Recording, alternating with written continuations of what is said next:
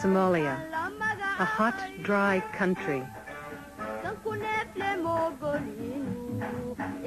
The people of Somalia respect this harsh terrain and sustain life from its meager resources. What seems barren to outsiders, the Somalis regard as a blessed land teeming with camel herds. Somalia belongs to its people. Its pastures are a gift from God to all Somalis.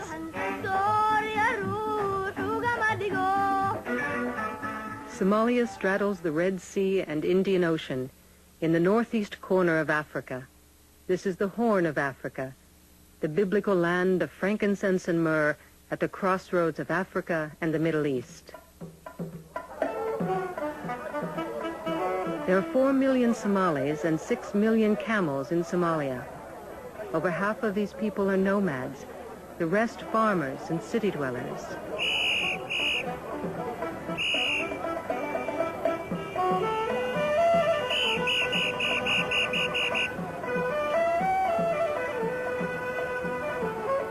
It is a country of contrasts.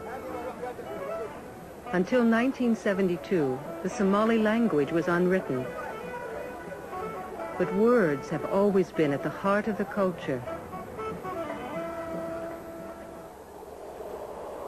In a land where breath comes hard and no fresh breezes blow, when daylight comes and the dust rises, the distant roar belongs to the hungry lion, and the battle belongs to the valiant. But the scorching flame of heat, it belongs to the parching wind. Somalia is a nation of poets. They use the rhythms of nature and the colors of the land to relate the history of a country often racked by outside forces. In the late 19th century, when European powers partitioned most of Africa, they recognized the Horn of Africa for its strategic importance. So these outsiders staked claims to it, leaving these monuments as stone symbols of a colonial past.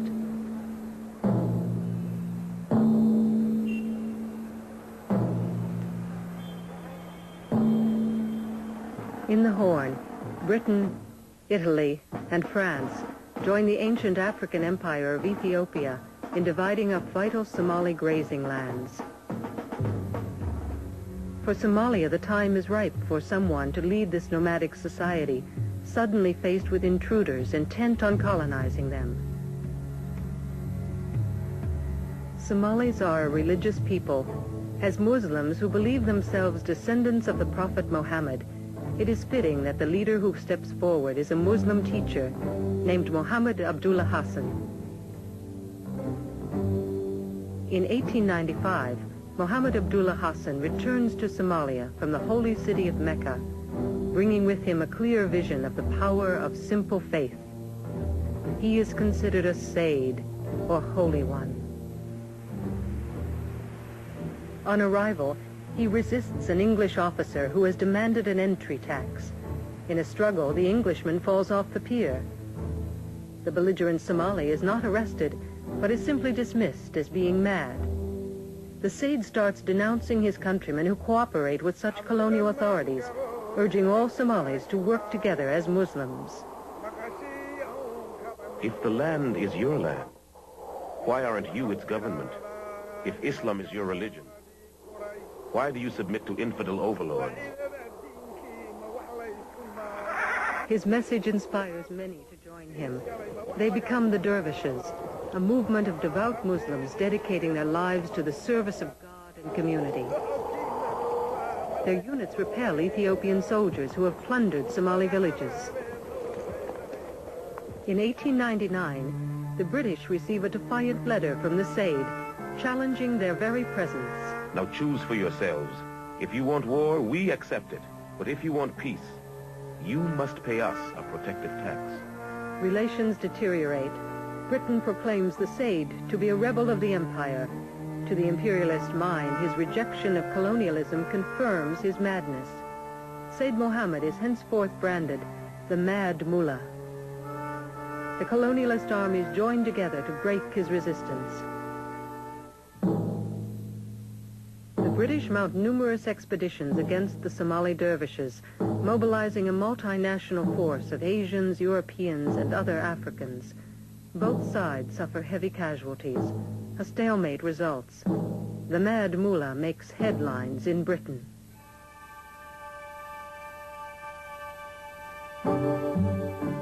The Sayyid addresses an open letter to the English people. I wish to rule my own country and protect my own religion. We have both suffered in battle. I have no forts, no houses, no cultivated fields, no silver or gold for you to take. All you can get from me is war, nothing else. If you wish peace, go away from my country to your own. Sayyid Mohammed's dervish army continues to grow and soon numbers 10,000 men and women, all trained to ride and to shoot. The war-weary Italians and British negotiate a ceasefire with the Sayyid, allowing his dervishes a territory in the interior. They regroup and create councils to advise their guerrilla army and its civilian supporters. In 1910, Britain reluctantly withdraws her forces to the northern coast. Before leaving, arms are distributed to so-called friendly clans, thereby reigniting old rivalries. The British quickly realize their withdrawal was a mistake. They create a camel corps to patrol coastal areas. In 1913, its commander, Captain Richard Corfield, disobeys orders and leads an attack against the dervishes. Corfield is killed, his forces annihilated. Sayyid Mohammed commemorated the dervish victory with a poem. You have died, Corfield, and are no longer in this world. A merciless journey was your portion. In that other world, tell your companions how God tried you, and say how the dervishes were like thunderbolts of a storm, rumbling and roaring. The dervishes abandon their guerrilla tactics, building a network of fortresses to establish the territory of their state. This political strategy makes them immobile. Military roles are reversed. The dervish structures become fixed targets. After World War I, the British vow to crush the Sayyid's movement quickly and economically. In 1920, a major expedition combining air, ground, and naval forces is dispatched to Africa with the Air Force in command. For the first time in history, air power will determine military strategy. Air Vice Marshal John Gray remembers. In previous encounters with the British, he'd always had the advantage of extreme mobility. He could move about that country so easily and quickly. The aeroplane reversed that, and we had the initiative, which was quite a new thing. The target is the dervish headquarters at Taleh. We'd got the Medwala bottled up in this fort and bombed it. I think we did probably a fair amount of damage. The Sayyid curses the planes. Vultures hovering over my head, eager to dip their filthy beaks into my body. Anyway, the Mad Mullah was not so easily caught. He waited for a few days. He watched what was going on around him. He noticed that the Camel Corps watered their camels early every morning, and their horses. And whilst they were busily engaged in doing this one morning, he and about 30 of his head men on ponies escaped out to the other side of the fort and made a dash for it. So that was the end, really the end of the little war. Though the dervish troops had been dispersed and the forts were left in ruins, that so-called Little War had laid the foundation for the modern Somali state and established Sayyid Mohammed as its father. Sayyid Mohammed articulated Somali beliefs with a poetic power that inspired his people. Today, at the National Theatre, dervish history is reenacted.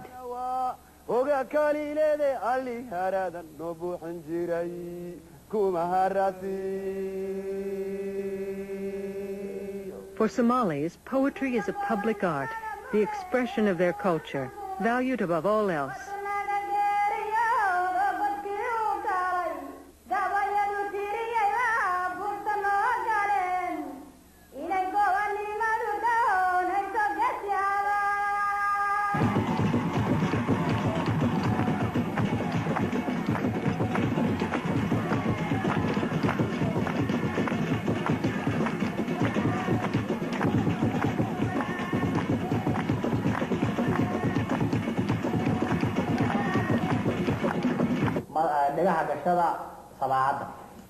At the National Academy, scholars transcribe poetry, stories, and proverbs composed years ago. This project is especially important since Somalia adopted the Latin alphabet for its language just in 1972. Poems which for generations were known only by heart can now be preserved in the written Somali script. That language is also used for public administration, law, and especially education, where great changes have occurred in recent years.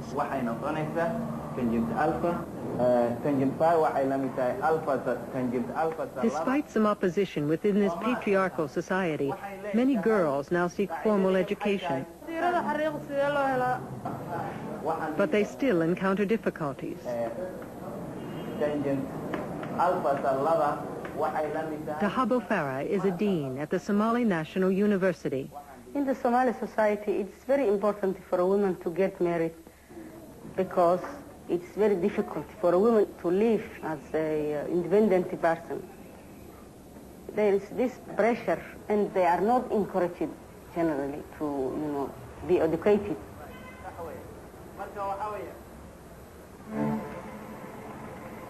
Adequate medical care is a problem for all Somalis, men and women alike. This is Banaadir Hospital, Somalia's maternity and pediatric center. The government of Somalia has stated its strong commitment to eliminating human affliction. However, in a country with a difficult environment, inadequate nutrition, and insufficient health care, disease is widespread. Dr. Mohammed Wassame is the director of the Banaadir Hospital. The problem for women, like other countries, women in pregnancy, mostly they are suffering anemia, malnutrition, high blood pressures, and eclampsia. This is a common problem which we have. The infant mortality rate is high.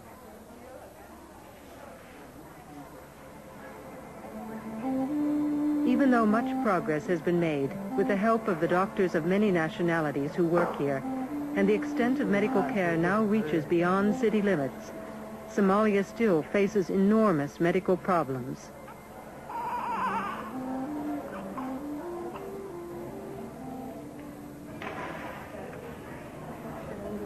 There is an additional dimension to Somalia's medical burden due to an age-old custom which affects all Somali women. It is a radical form of female circumcision called infibulation. For centuries, it was accepted as a female initiation rite, performed to assure virginity and fidelity. But it is now recognized how this practice has been used to subjugate women and maintain their subservient role in society. It is now challenged by socially conscious Somali women unwilling to accept submissive roles. Somali men also support this effort. As a father, Abdul Qadir Noor is committed to eliminating this controversial practice. My wife is insisting very much that I must circumcise all my children, and that I will not accept. This is very much the biggest problem I'm facing from my family, and especially from my wife and my sisters, and I think this is going to be a war that's going to continue for a very long time, but I'm sure I'll win it. Rakia Haji Duale heads the Somali Women's Organization and has written an important study on infibulation. Without circumcision, the girl will not be accepted by the society. And mothers and grandmothers, out of firm belief on the physical and moral benefits of the operation, they do it on their girls because it's the only thing which can guarantee the girls' economic and social and marriage security.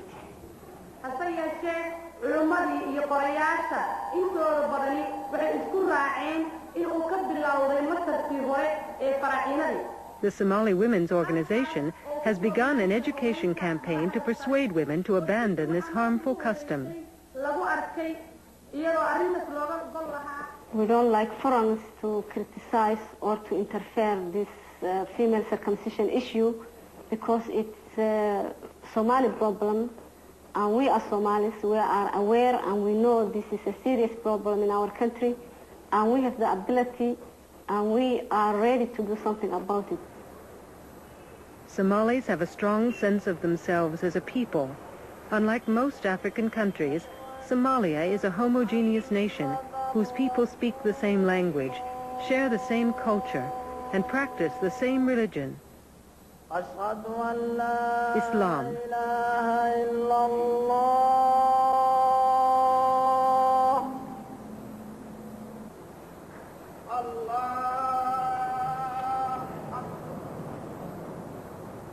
غير المغضوب عليهم ولا الضالين.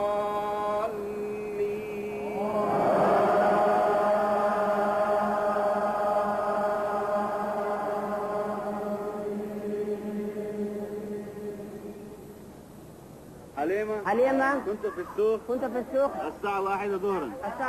As Muslims, Somalis say their prayers in Arabic and have used it for centuries when trading with the Middle East. Given their country's membership in the Arab League, Somalis are today also encouraged to learn modern written Arabic.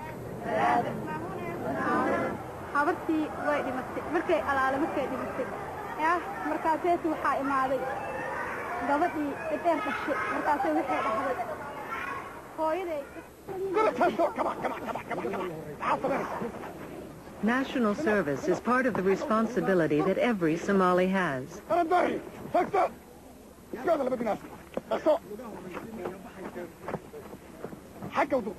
Said Mohammed sought to modify the traditional role of women by recruiting them for his dervish army. Young women train as part of their national service, carrying on a dervish tradition. Somalia now seems more willing than most Islamic countries to improve the condition of its women.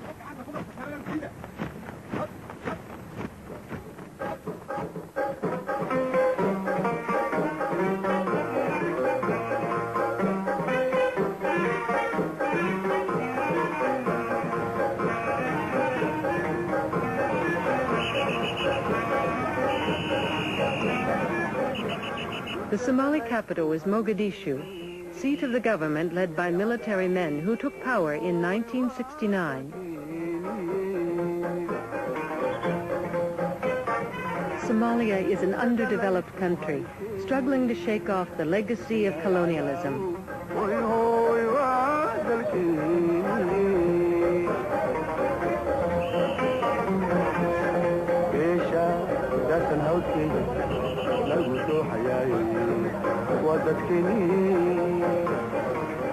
As a country in transition, much about it remains perennial. The fragrant incense sought by Cleopatra is still traded in the markets.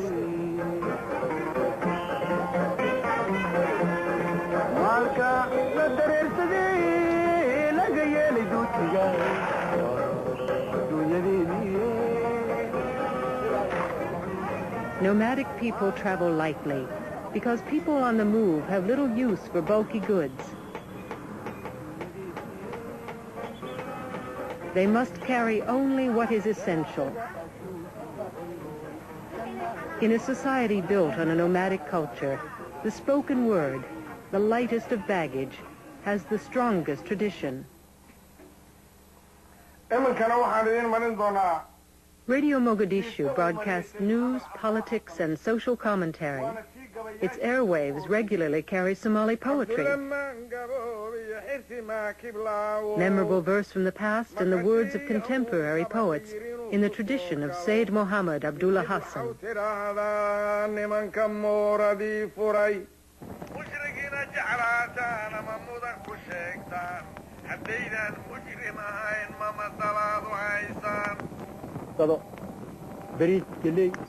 All oral traditions, but especially poetry, are of paramount importance to Somalis. Successful public speaking determines a Somali's ability to explain community issues, to debate politics, to settle disputes, and to mold opinions.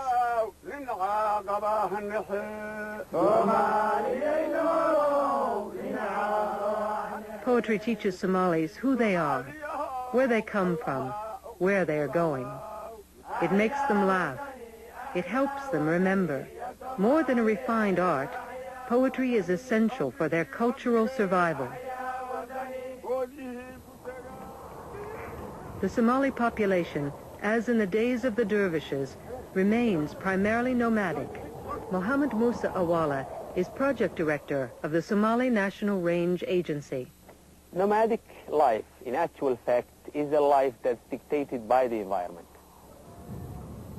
It's very harsh, and it's actually harsher than many people expect, much more harsher than many people think.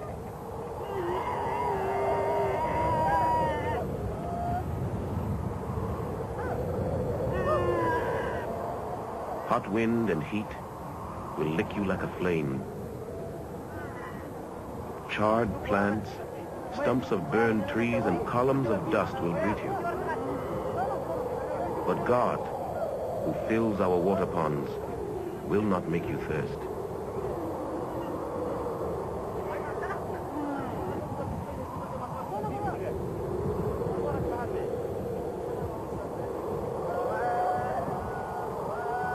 Somali nomads travel hundreds of miles each year across extensive rangelands, moving from streams and salt pans to sparse pastures. Some vital grazing areas remain, however, within the boundaries of Ethiopia, causing border conflicts and tense relations.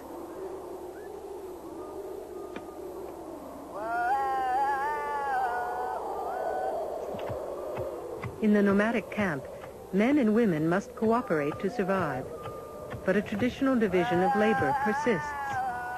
Women tend to most household needs. Men herd the camels, which are owned communally.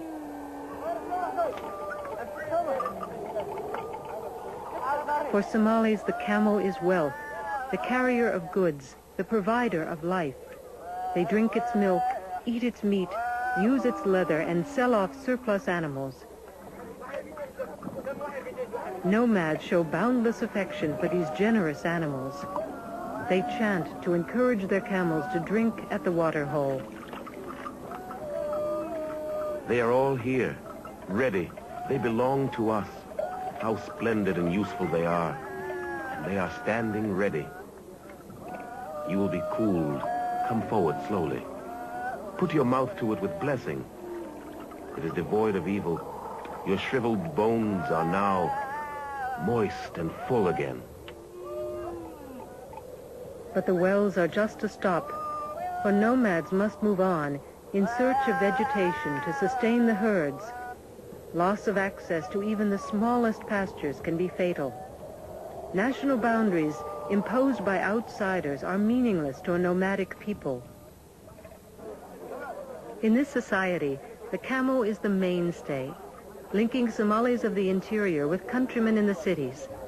Livestock is Somalia's main export, supplying principally Arab countries with goats, sheep, cattle, and camels. Here in the goat market, lively trading is the order of the day. Goat's meat and mutton are staples. Somalis, as entrepreneurs, are skillful and judicious in the marketplace. Daily life goes on.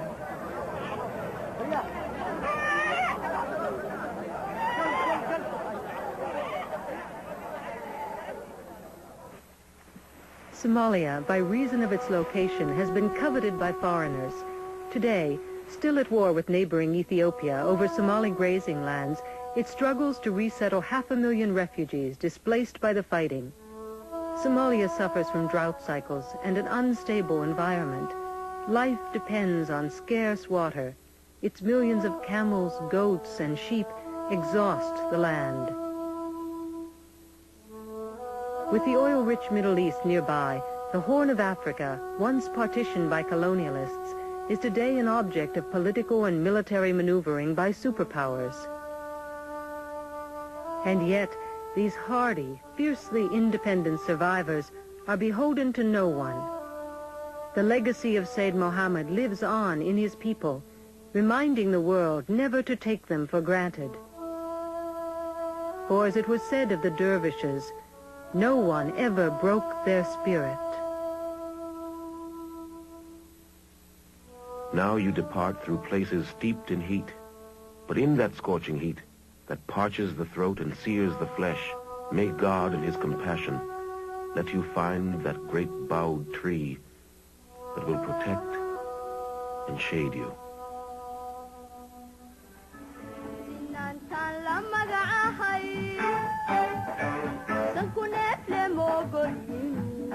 Iga sarrayn